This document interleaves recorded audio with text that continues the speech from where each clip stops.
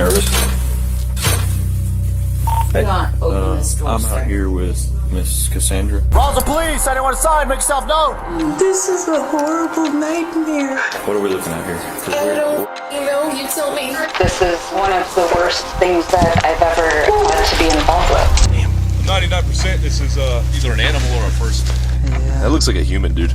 I'm planning to murder him. That's not a rumor. That's not speculation. That's a direct statement, said out loud, before anyone even realized what was about to happen. And the most terrifying part? No one stopped it. Because when the first call came in, it didn't sound like a threat. It sounded like a simple request. Hi. I'm hoping to file a police report. Come. Controlled. Ordinary. The kind of voice you'd trust without thinking twice. But behind that voice, 3 people were already walking into a situation they would never walk out of. And by the time police realized something was wrong, it was already too late. A canceled welfare check. A locked house no one entered. A man giving just enough information to keep everyone away. And hours later, 3 people vanished without a trace. No signs of struggle. No witnesses. Just silence. Until that silence was broken by something far worse. This is one of the worst things I've ever seen. What investigators would eventually uncover wasn't just a crime. It was something planned, step by step, in plain sight. And the person at the center of it all was the same person who called police, asking for help.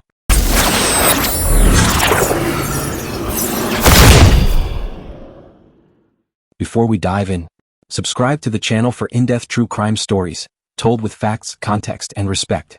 With that said, this is one of the most disturbing cases we've ever covered. The call that should never have been made. All right, you nervous? The question hangs in the air longer than it should. Because the truth is, nobody needs to answer it. Outside a worn-down roadside motel, police vehicles sit quietly with their engines running. Red and blue lights flicker against cracked concrete, reflecting off windows that haven't been cleaned in years. Officers stand in formation, alert, tense, waiting for a signal that hasn't come yet.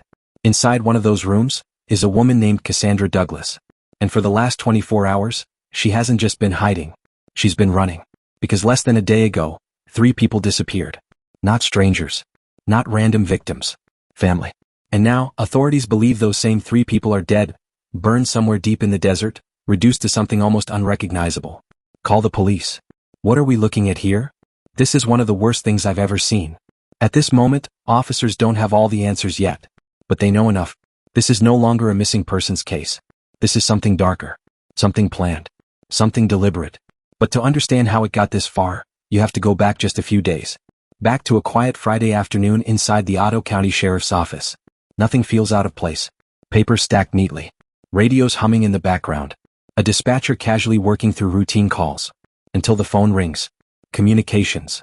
A calm voice answers on the other end. Polite. Controlled. Almost too controlled. Hi, good morning. I'm hoping to file a police report, and I might need some assistance doing so. The caller introduces himself as Kane. He explains he's been living abroad for years, but recently returned after discovering something unsettling. His father is dead. Passed away months earlier. And now that he's back, everything his father owned seems to be disappearing. Valuable items. Personal belongings. Even firearms. Gone. But what makes the situation even stranger is who Kane believes is responsible. The people living inside his father's home aren't strangers. They're family. His uncle. His grandmother. His stepbrother. To the dispatcher, it sounds like a complicated inheritance dispute. Messy, sure. Emotional, maybe. But not dangerous. At least, not yet. Then just days later, Kane calls again. This time, something feels different. There's urgency now. He's requesting a welfare check on his grandmother, Mary. Officers begin preparing to respond. It's routine. Just a precaution. But before they can even arrive, Kane calls back again. He says everything is fine. The house is locked. No one is there. No need to send anyone. And just like that, the welfare check is cancelled. Officers stand down. No one goes to the house. No one checks inside. No one sees what's really there. At that moment, everything still appears normal. Just another confusing family situation. But behind that locked door, something has already happened. Something irreversible. Because while Kane is canceling that welfare check, while officers are being told to stay away, a plan is already unfolding. And just hours later, everything begins to unravel. A man walks into the sheriff's office. His name is Mike. And unlike Kane, he isn't there to talk about property. He's there because someone is missing. Someone who never just disappears without warning. Someone who always shows up, until now. As he explains the situation, one name comes up again. Kane. And this time, it doesn't sound like a misunderstanding. It sounds like a warning. Mike tells officers something they can't ignore. Kane is armed. He knows how to use weapons. And something about his behavior isn't right. Now, this isn't just a routine welfare check anymore. This is a situation that could turn dangerous at any moment. Because at this point, 3 people are missing. A man is giving conflicting stories. And the only place that might have answers is the house no one checked. What officers are about to walk into will change this case completely and reveal this was never just a family dispute. The house they should have checked, by the time officers realize something is wrong, the window to prevent it has already closed. What started as a simple request, a routine welfare check, has now turned into something much heavier. Because 3 people are missing. And the one place that might have answers is the same place no one ever entered. The house. At first glance, it doesn't stand out. Just another rural property sitting quietly off a long, dusty road.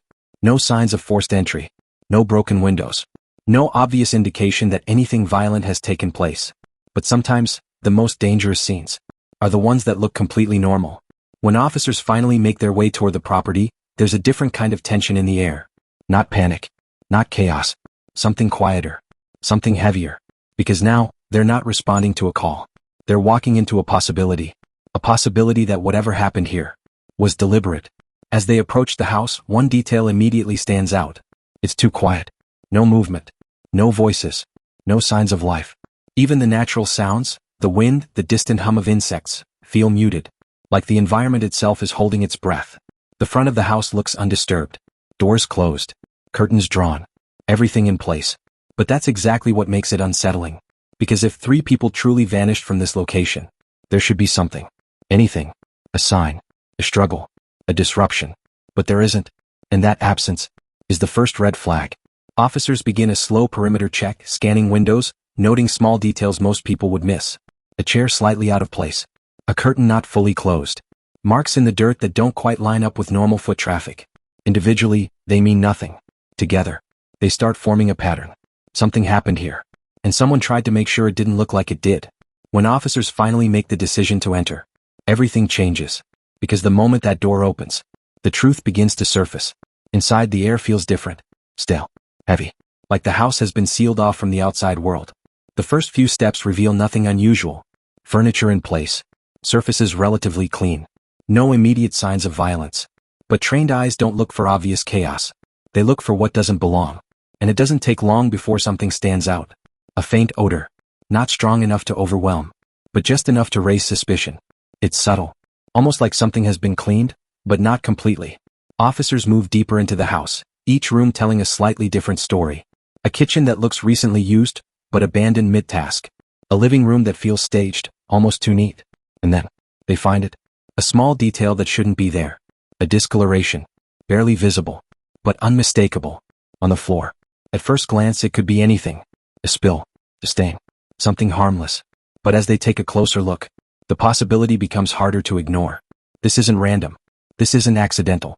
And suddenly, the entire house feels different. Because now they're not just searching for missing people. They're standing inside a potential crime scene. And every step they take matters. The investigation begins to shift. What once felt like a delay now feels like a mistake. Because if officers had entered this house earlier, if that welfare check hadn't been canceled, if someone had looked just a little closer, would things be different? Would those 3 people still be alive? It's a question no one can answer. But it's one that will follow this case every step of the way. As the search continues, more details begin to surface. Subtle signs of cleaning. Areas that look recently disturbed. Objects that seem slightly out of place. Individually, none of it proves anything. But together, it paints a picture. A picture of someone trying to control what others see. Trying to erase something. Trying to rewrite what happened inside these walls. And then comes the realization that changes everything. This wasn't panic. This wasn't chaos. This was controlled. Intentional. Calculated. Because whoever was here didn't just act. They planned. And that realization leads investigators back to one person. Kane. The same man who called police. The same man who canceled the welfare check. The same man who made sure no one came here when it mattered most. Now, every action he took starts to look different. Not like confusion. Not like coincidence. But like strategy. Because while officers were being told everything was fine, something inside this house was being hidden. And whatever that something is, it connects directly to the 3 people who are now missing. As investigators begin securing the scene, one thing becomes clear. This house is no longer just a location. It's evidence. Every room, every surface, every detail. It all matters now, because somewhere inside this house is the truth. And the deeper they look, the darker that truth becomes. The first crack in the story: by the time the house is secured, the case is no longer about missing persons. It's about evidence. And more importantly, it's about inconsistencies. Because the deeper investigators look inside that house, the more one name keeps resurfacing: Kane. At first his call seemed helpful, cooperative, even concerned. But now, those same calls are being replayed, analyzed, dissected. And what once sounded normal now sounds different. Because when you listen closely, there are gaps. Moments where his story doesn't quite line up. Small contradictions that, on their own, might not mean much. But together, they start to form something dangerous. Investigators begin with the timeline. It's always the first place to look when something doesn't feel right. When did Kane arrive? Who saw him? What exactly did he do, from the moment he stepped back into town? At first, the answers come slowly. But piece by piece, a pattern begins to emerge. Kane wasn't just visiting. He wasn't just checking on family. He was moving with purpose. And more importantly, he was moving ahead of everyone else. Records show he had access to the house long before anyone realized something was wrong. Long before the missing persons report. Long before concern started turning into suspicion. Which means, something happened inside that house. Kane had time. Time to act. Time to clean. Time to control the narrative. And that realization shifts everything. Because now investigators aren't just asking what happened. They're asking how much of it was planned. The next step is to verify his story. Every detail. Every claim. Every statement he made during those calls. And that's when the first major crack appears. Kane said the house was empty. Locked. No one inside. But evidence from the scene suggests otherwise. Subtle signs indicate recent activity. Movement. Disturbance. Not days old. Not abandoned. Recent. Which means one of two things is true. Either Kane was mistaken, or he wasn't telling the truth. And in a case like this, there's a big difference between the two. Investigators widen their scope. Phone records, location data, surveillance where available. Anything that can place Kane somewhere specific at a specific time. And what they find only raises more questions. Because while Kane claims limited involvement, the data suggests otherwise. His movements don't match his story. His timeline doesn't hold. And the more they compare facts to statements, the clearer it becomes. This isn't confusion. This isn't forgetfulness. This is something else. Something intentional. Something controlled. Because every inconsistency seems to lean in one direction. Away from the truth. And as pressure builds, investigators begin preparing for the next step. They need to talk to him. Not over the phone. Not through secondhand information. Face to face. Because there's something about direct questioning that changes everything. It's where stories fall apart. Where confidence shifts. Where control starts to slip. But before that conversation happens, one more piece of information comes in. And it changes the tone of the entire investigation. A report. From outside the house. Outside the immediate scene. Something found miles away. At first, it doesn't seem connected. Just another call. Another location. Another detail. But as investigators begin to look closer, the connection becomes impossible to ignore. Because what's been discovered is something that doesn't belong. Something that shouldn't be there. Something that suggests this case extends far beyond the walls of that house. And if that connection is real, then whatever happened inside that home didn't end there. Moved. Spread. It continued. And that possibility raises a chilling question. If the house was just the beginning, then where did it end? Suddenly the urgency changes. This is no longer just about reconstructing the past. It's about finding what's missing before it's too late.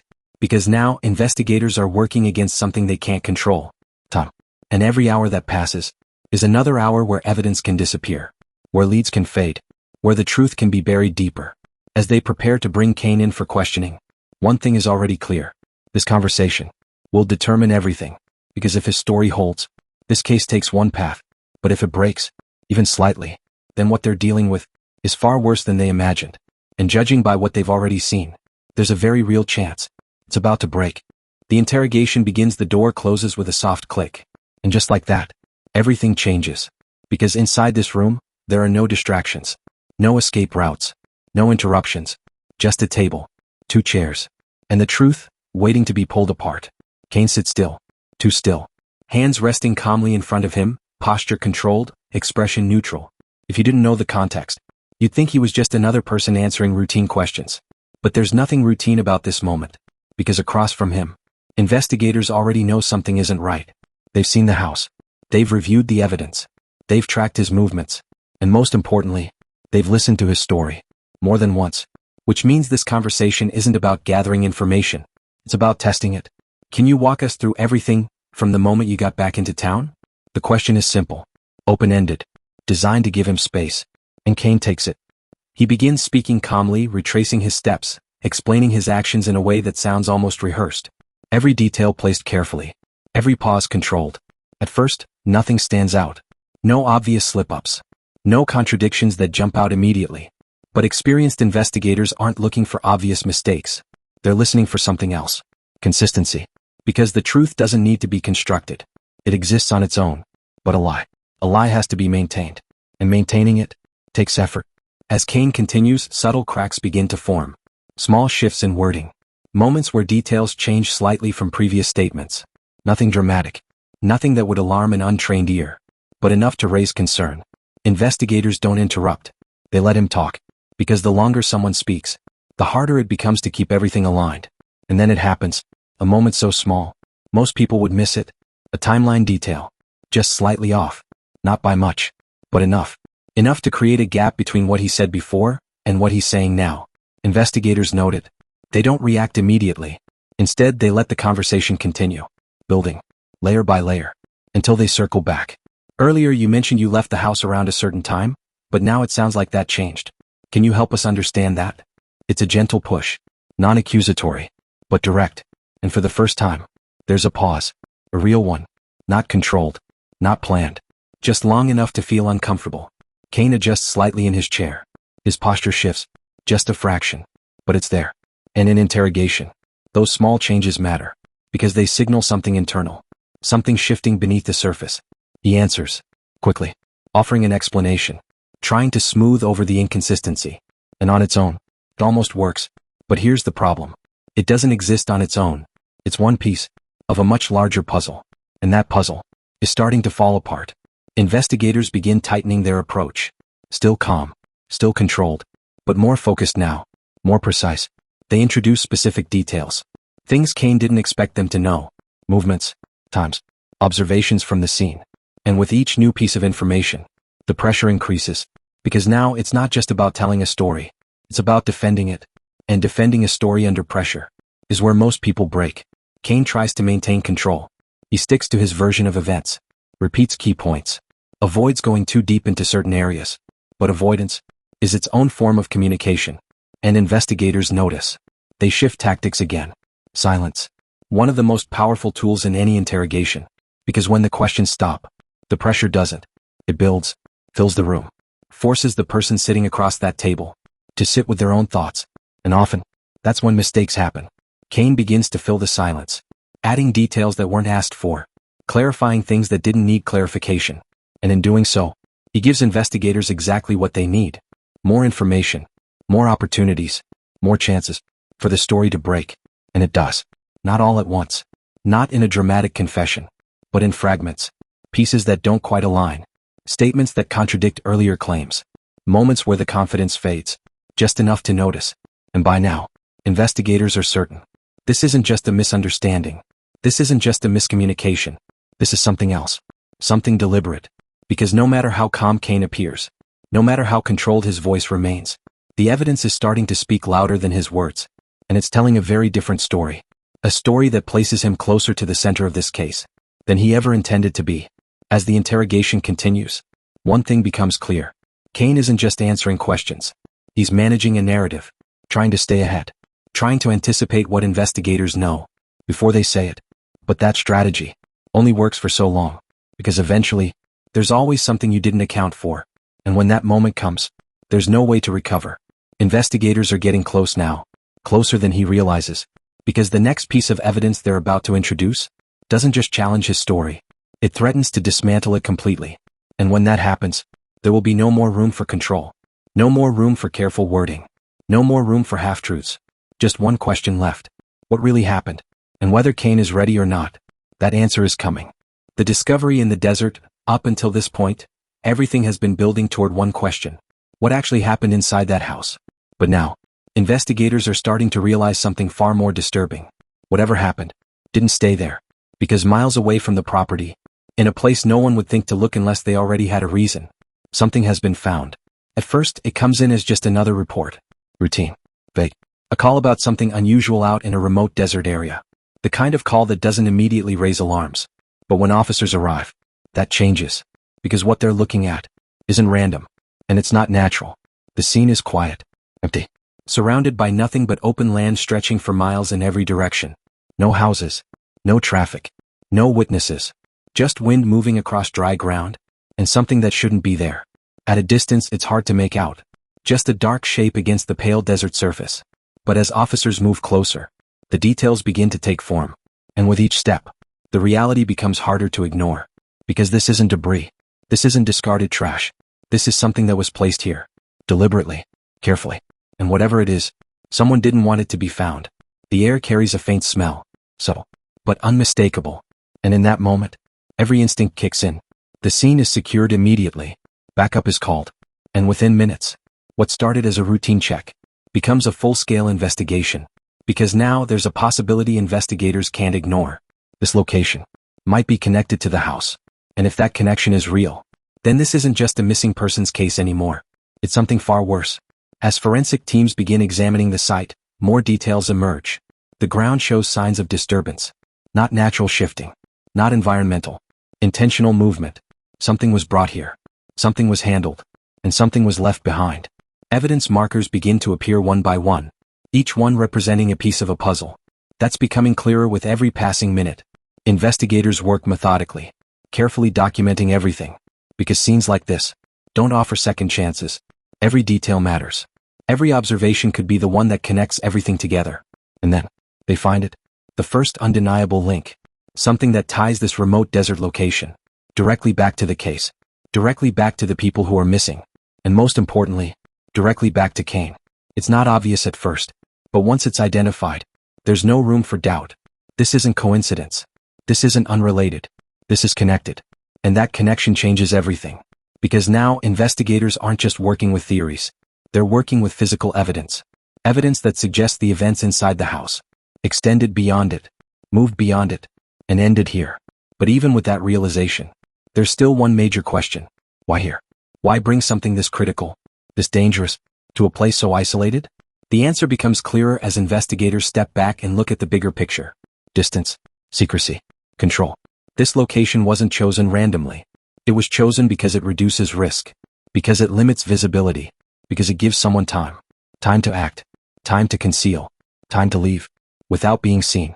And that level of thought points to something investigators have been slowly realizing since the beginning. This wasn't impulsive. This wasn't a moment of panic. This was planned. And the deeper they go, the more that becomes undeniable. As the scene continues to unfold, the scale of what they're dealing with becomes clear. This isn't just one location. It's multiple. Connected. Each one holding a different piece of the truth. The house. The desert. And possibly more. Which means the investigation is no longer contained. It's expanding. And with that expansion comes urgency. Because now it's not just about understanding what happened. It's about making sure nothing else is missed. Nothing else is hidden. Nothing else slips through. Back at the station, the impact of this discovery hits immediately. The tone shifts. The approach changes. Because now, they have something solid. Something they can bring into that interrogation room. Something that doesn't rely on memory. Or interpretation. Or explanation. Just facts. And facts are hard to argue with. As investigators prepare to confront Kane with this new evidence, there's a quiet certainty in the room. Because whatever control he thought he had is about to be tested. In a way it hasn't been before. Because this time, it's not about what he says. It's about what they can prove. And what they can prove is getting stronger by the minute. Out in the desert, the sun begins to set. Shadows stretch across the ground. And the scene takes on a different tone. Colder. Darker. Heavier. Because now it's no longer just a place where something was found. It's a place where the truth started to surface. And once that truth begins to come out, there's no putting it back. When the story collapses, the room feels different now. Not louder. Not more aggressive. But heavier. Because everything that's about to happen is built on what was just discovered. And Kane doesn't know it yet. He sits in the same position. Same posture. Same controlled expression. But control only works when you're ahead. And for the first time since this began, he isn't. The door opens. Investigators walk in, calm as before, carrying nothing unusual on the surface. No sudden movements. No raised voices. Just a quiet shift in energy. Because this time, they're not asking. They're showing. The conversation starts the same way. Neutral. Measured. A continuation of what's already been said. Let's go over a few things again. Kane nods slightly. Still composed. Still steady. He repeats parts of his story. Filling in gaps. Reinforcing details. Trying to maintain the version of events he's been holding onto. And for a moment, it almost feels like nothing has changed. Until it does. Because without warning, investigators introduce something new. A detail he didn't expect. Not vague. Not general. Specific. Precise. And immediately, there's a shift. It's small. But it's there. A pause that lasts just a fraction longer than before. A blink that lingers. A moment where the rhythm breaks. And an interrogation. That's everything. They don't press right away. They let it sit. Let the weight of that information settle in. Because when someone realizes that what they thought was hidden isn't, that's when the real reaction happens. Kane adjusts in his chair. Just slightly. His hands move. Not dramatically, but enough to signal something internal. Something changing. Investigators continue. Layering in more details. Carefully. Strategically. Each one building on the last. Each one narrowing the space he has to operate. Because now it's not just about telling a story. It's about surviving the truth. And the truth is getting closer. They reference the location, the distance, the timing, and then they place it in front of him. Not physically aggressive. Not confrontational. Just undeniable. A connection he can't easily explain away. And for the first time, there's no immediate answer. Silence. Real silence. Not the kind used as a tactic. The kind that happens when the mind is trying to catch up. Trying to process.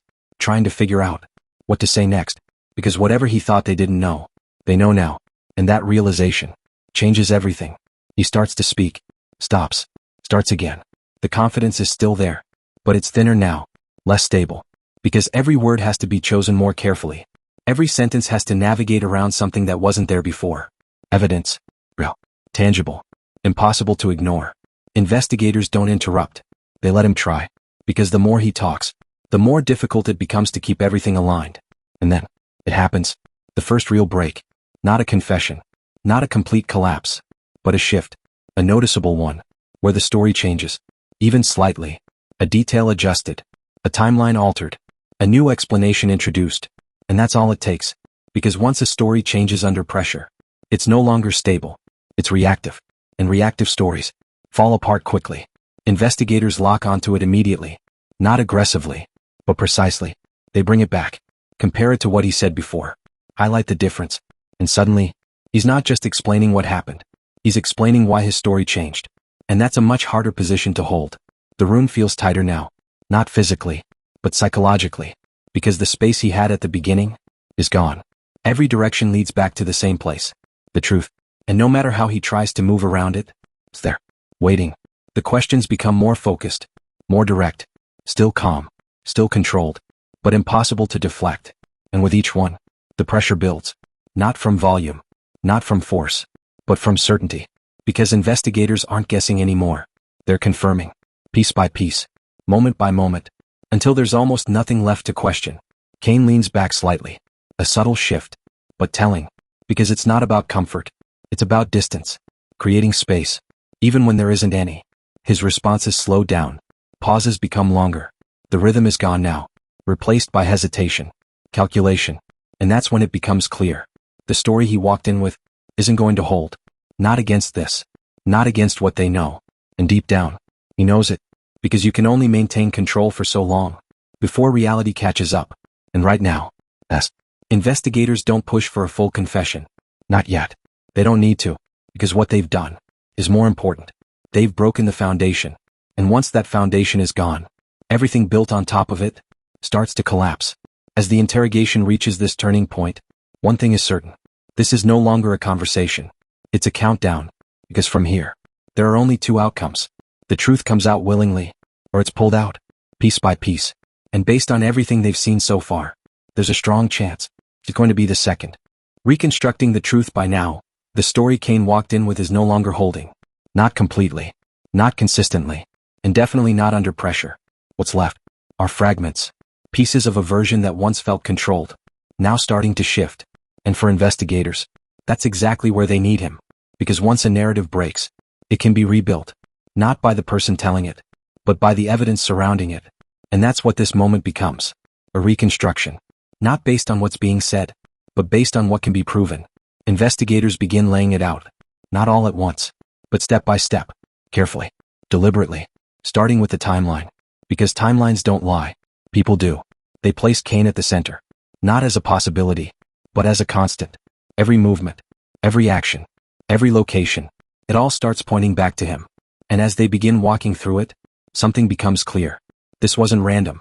This wasn't sudden. This had structure, planning, sequence. Because events didn't just happen. They unfolded. In order. In steps. And each step moved closer to something final. They start with his return. The moment he came back into town. At first, it seemed like nothing more than a visit. A routine check on family and property. But now, it looks different. Calculated. Time. Because his arrival lines up too closely with everything that followed. Too precise to ignore. From there, they moved to the house. Not just the location, but what happened inside it. The signs of disturbance. The attempts to clean. The effort to restore normalcy. All of it pointing to one thing. Something happened there. Something significant. And someone tried to make it disappear. Then comes the movement. From the house. To somewhere else. Because evidence doesn't stay in one place. Unless it's meant to be found. And this wasn't. This was moved. Transported. Taken away from where it happened. And placed somewhere less visible. Less accessible. Less likely. To be discovered. The desert. A location chosen for a reason. Distance. Isolation. Time. All factors that reduce risk. All factors that suggest forethought. Because moving something like that requires more than impulse. It requires planning. And planning leaves patterns. Patterns investigators are now following. They begin aligning the physical evidence with Cain's movements. The timing. The routes. The gaps in his story. And as those elements come together, the picture sharpens. Because it's no longer about isolated details. It's about connection. One piece leading to another. Until there's no space left between them. Cain listens. Quiet now. Not interrupting. Not correcting. Just hearing it. And for the first time, it's not his version being told. It's theirs. And it's built on something stronger. Facts. Because every point they make is backed by something. Something he can't easily dismiss. Something he didn't expect them to have. And with each new piece, the distance between his story and the truth gets smaller. Investigators don't rush. They don't need to. Because this isn't about speed. It's about precision. They walk through every step. Every transition. Every moment where something changed. And as they do, they begin filling in the gaps. The parts that were missing. The parts Cain avoided. The parts that didn't make sense. Until now. And suddenly, what once felt unclear becomes structured, defined, real. Because now it's not just a theory. It's a sequence. A chain of events that leads from one point directly to another. Without interruption. Without contradiction. Without doubt. And at the center of that chain is Cain. Not on the outside. Not adjacent. At the center. Because every path leads back to him. Every detail connects. Every movement aligns. And when that happens, there's no room left for coincidence. Only responsibility. The room stays quiet. But it's a different kind of silence now. Not uncertainty. Not hesitation. Certainty. Because what investigators have built isn't just a case. It's a reconstruction of reality. One that doesn't rely on admission. One that doesn't need confirmation. Because it stands on its own. And that's what makes it powerful. Because even without a confession, the truth is already there. Laid out. Step by step. Piece by piece. Until there's nothing left to question. Cain shifts slightly. Not as controlled as before. Not as composed. Because hearing it this way changes something. It removes the distance. Removes the control. Removes the ability to shape what happened. Because now, it's already shaped. And there's nothing left to adjust. Investigators let the silence sit. They don't push. They don't demand. They don't need to. Because this moment is doing the work for them. And eventually, there's only one direction left for this to go. Forward. Toward the full truth. Toward the final pieces. Toward the part of the story that can't be reconstructed. Only revealed. Because everything leading up to this point has been about understanding what happened. But what comes next is about why. And that answer is always the hardest one to face. The reason behind it all by now, the timeline is no longer in question. The sequence is clear. The movements align. The evidence connects. And Cain is at the center of all of it. But there's one question that still hasn't been fully answered. Not how, not when, but why. Because understanding what happened only tells part of the story. Understanding why it happened changes everything. And in cases like this, the why is rarely simple. It's layered. built over time, shaped by moments most people never see. Investigators begin shifting their focus, not away from the evidence, but deeper into it, looking for patterns beyond actions, looking for motive, because actions without motive are incomplete. And nothing about this case feels incomplete. They start with what they already know: the family dynamic, the relationships, the history between Cain and the people inside that house. At first glance, it doesn't stand out. Just another complicated family situation. Disagreements, tension, unresolved issues that most families carry in one form or another. But beneath that surface, there's something else. Something quieter, more controlled, more persistent. Because not all conflict is loud. Some of it builds slowly, over time, without drawing attention, until one day, it reaches a point where it can't stay contained anymore. Investigators begin uncovering details that weren't obvious before. Financial pressure, disputes over property, questions about ownership, control. Because sometimes, what looks like a personal conflict is actually something else entirely. Something driven by gain, by access, by the desire to take something that isn't freely given. And when those elements combine, they create a different kind of motive. One that isn't emotional in the moment, but calculated over time. They look at Cain's return through that lens, not as coincidence, but as timing. Because coming back when he did, aligns with more than just concern. It aligns with opportunity. An opportunity to act, to control the situation, to influence outcomes that had been out of reach before. And suddenly, the pieces begin to take on a new meaning. The calls to police, the requests for reports, the focus on property, all of it starts to look less like concern and more like positioning.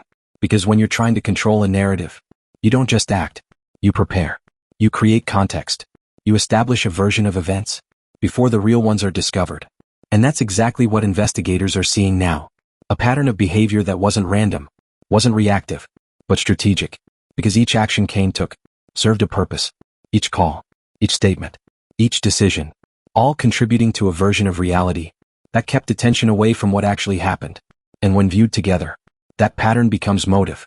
Not a single moment, but a buildup, a progression, from tension, to planning, to execution. Investigators begin laying this out, not as accusation, but as explanation. Because understanding motive is about showing how everything connects. And as they walk through it, the story takes on a different tone. Less about confusion, more about intent. Because when actions align with opportunity, and opportunity aligns with gain, the motive becomes clear. And in this case, it points to control. Control over property. Control over outcomes. Control over people. Because removing obstacles is one way to gain control. And in this situation, that's exactly what it looks like happened. The room remains quiet. But again, it's not the same silence as before. This one carries weight. Because this isn't just about what happened anymore. It's about why it was allowed to happen. And that's harder to sit with. Cain listens, still, but different. Because motive changes perspective. It removes ambiguity, removes uncertainty, and replaces it with something more concrete. Intent. Because once intent is established, everything else becomes easier to understand. The planning, the movement, the attempts to conceal, all of it fits. All of it makes sense. In a way it didn't before. And that's what makes this moment so critical. Because now, there's no separation between the actions and the reason behind them. They're connected. Fully. Completely. And once that connection is made, there's no going back. Investigators don't push further. They don't need to. Because what they've done is lay out the foundation. The why behind everything. And that foundation supports every piece of evidence that came before it. Making the case stronger. More complete. More undeniable. As the interrogation reaches this stage, the direction is clear. Because once motive is established, the next step is inevitable. The full truth. Not just reconstructed. Not just implied. But spoken. Because eventually, there comes a point where the weight of everything becomes too much to hold back. And when that moment arrives, there's only one thing left to do. Tell it. The breaking point. There's a moment in every interrogation where everything changes. Not suddenly. Not loudly. But unmistakably. A shift.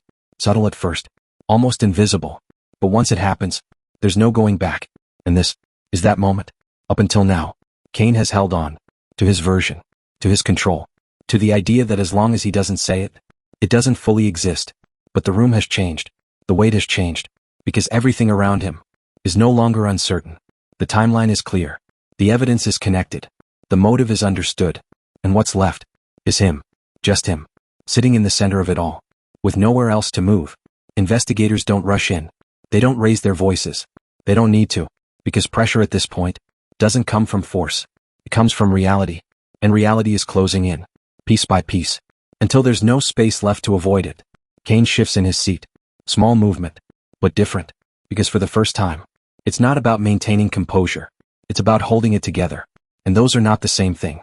There's a pause, longer than usual, silence filling the space, not empty, but heavy, because silence in a moment like this isn't absence, it's presence. It forces thought, forces reflection, forces confrontation, and that's exactly what's happening now. Investigators let it sit.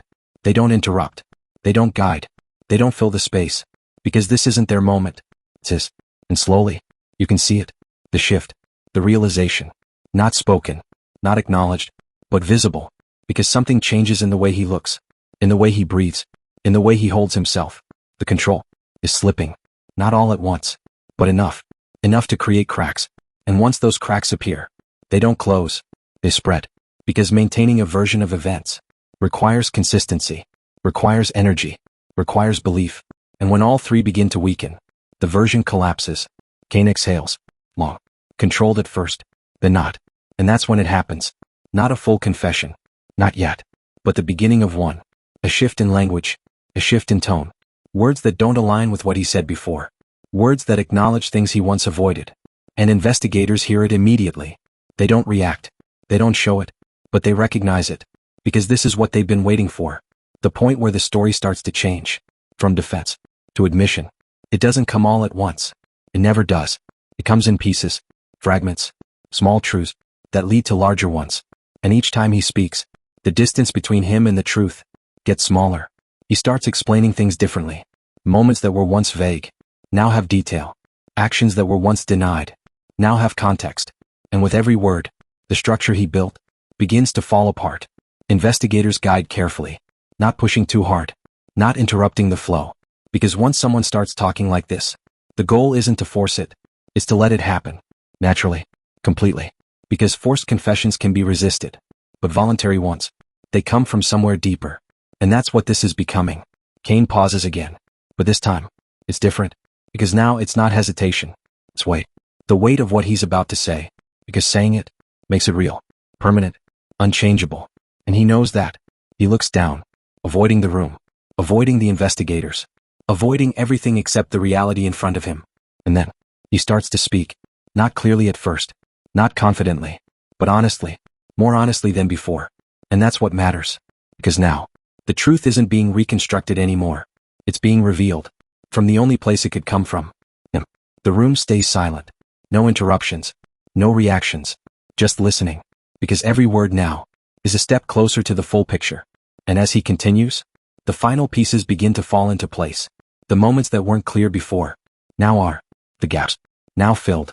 The uncertainty, gone. Because what's being said now matches everything. The evidence, the timeline, the motive, all of it, aligned. For the first time, completely. And that's when investigators know. This is it. This is the moment where the case moves from strong to undeniable. Not because they didn't already know, but because now, he does too. Kane stops. The room's still. Silence returns. But this time, it's different. Because now, there's nothing left to build. Nothing left to question.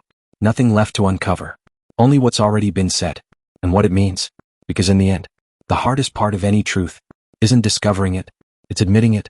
And in this moment, that's exactly what's happened. The aftermath in the end, it's not the moment itself that lingers. It's everything that comes after. Because once the truth is spoken, once it's out, there's no putting it back. No reshaping it. No controlling how it's seen. It exists, fully, permanently. And for Kane, that reality settles in quietly. There's no dramatic reaction. No outburst. No visible collapse. Just stillness. The kind that comes when there's nothing left to hold on to. Because everything he tried to manage, everything he tried to contain, has already moved beyond him. The interrogation ends. Not with intensity, but with finality. Investigators gather their notes. Organize the evidence. Not as fragments anymore, but as a complete story. Because now it is complete. Not just in structure, but in truth. And that changes everything. Because what was once a question is now an answer. Clear, defined, unavoidable. Kane sits there for a moment longer. Not speaking, not moving, just existing in the space between what was and what comes next. Because what comes next is no longer uncertain. It's process, procedure, consequence. The system takes over from here, step by step, measured, controlled, just like everything that led up to this point.